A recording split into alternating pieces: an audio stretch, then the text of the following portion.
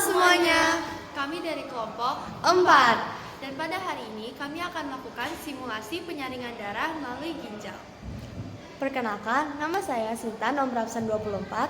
Saya Jessie, nomor absen 4. Saya Catherine, nomor absen 14. Dan saya Bin, nomor absen 1. Selamat menyaksikan. Pada praktikum kali ini, simulasi penyaringan darah oleh ginjal bertujuan untuk memahami proses filtrasi yang terjadi di dalam tubuh kami. Melalui simulasi ini, kami dapat membayangkan bagaimana ginjal bekerja, yaitu memisahkan partikel kecil yang dapat lolos penyaringan dengan partikel besar yang tertahan, sehingga kebersihan darah tetap dijaga.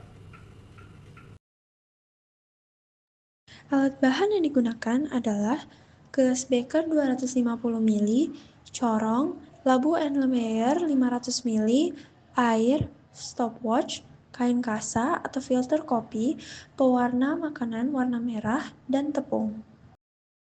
Pertama-tama, siapkan semua alat dan bahan yang dibutuhkan. Yang kedua, tuangkan air, tepung, dan pewarna makanan merah ke dalam gelas beker. Setelah itu, aduk campuran tersebut hingga merata dan tampak keruh. Siapkan labu Erlenmeyer 500 ml, lalu pasang corong di atasnya. Letakkan filter kopi di dalam corong. Setelah itu, tuangkan campuran ke dalam corong yang berisi filter kopi sedikit demi sedikit. Saat menuang, jalankan stopwatch untuk menghitung berapa lama waktu yang dibutuhkan hingga seluruh campuran tersaring. Amati perubahan yang terjadi selama proses penyaringan, yaitu larutan yang menetes ke dalam Erlenmeyer serta sisa campuran yang tertahan pada filter kopi. Dan terakhir, catat hasil pengamatan berupa kondisi larutan sebelum dan sesudah disaring. Selama praktikum cara kerja ginjal ini, kami dapat melihat beberapa hal yang menunjukkan proses penyaringan ginjal. Pada awal mula praktikum, kami dapat mencampurkan air, tepung, pewarna makanan yang berwarna merah, maka terlihat keruh. Setelah dicampur, kita siapkan Erlenmeyer dan di atasnya terdapat corong, dan corong tersebut diletakkan filter kopi. Kemudian campuran tersebut dapat disaring oleh filter kopi.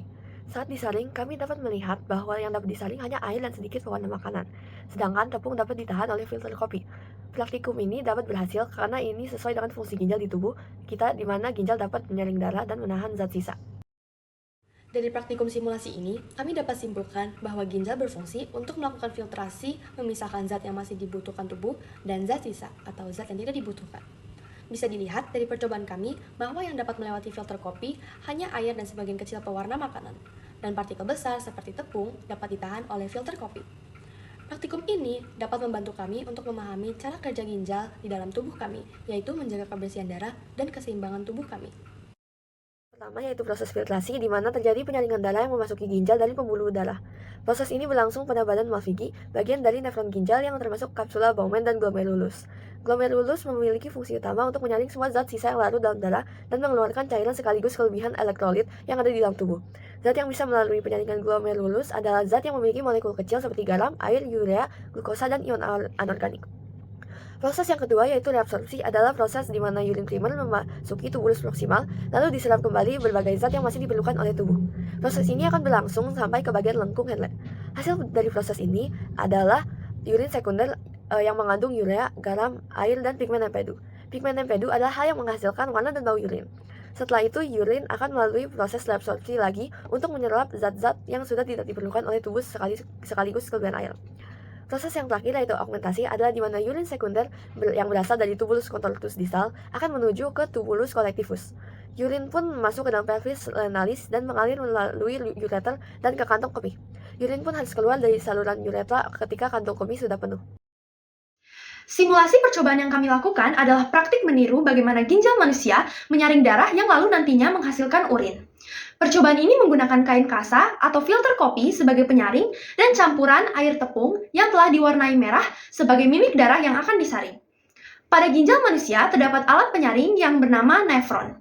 Terdapat sekitar 1 juta nefron dalam setiap ginjal. Setelah beberapa menit dalam melakukan percobaan, kami menyadari bahwa saringan yang digunakan harus dalam kondisi yang bersih agar semua cairan dapat melewati saringan dengan lancar. Saat proses penyaringan campuran air tepung, kami beberapa kali membersihkan penyaringnya agar endapan pada dasar penyaring tidak menghambat proses penyaringannya. Hal ini sangat mencerminkan cara kerja ginjal pada manusia. Jika ginjal manusia sudah tidak mampu menjalankan fungsinya dengan baik, maka artinya orang tersebut menderita penyakit di mana ada penumpukan limbah dan racun yang dapat membahayakan tubuh. Bagi yang menderita penyakit tersebut, harus melakukan cuci darah atau hemodialisis.